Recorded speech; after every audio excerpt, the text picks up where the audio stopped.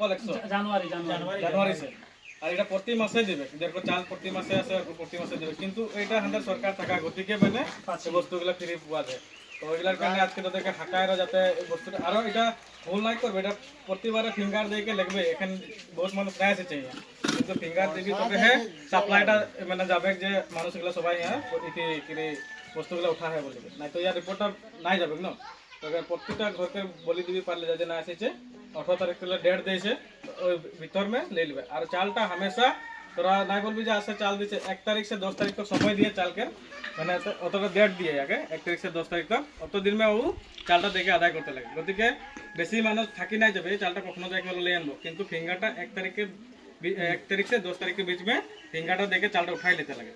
তো পছে কি হবে তোরা যদি 10 তারিখ পার করে দিবি পছে কাটাই যাবার চান্স থাকবে। 11 তারিখ মাসে কি চালটা নাই হয় পছে বলবি যে আমার দোকানিটা কাটিয়ে দিলে। তো এটা থোড়া জানা দরকার, আর জনটা আমাদেরকে সরকার বলি এগুলো বস্তু দিব বলিকে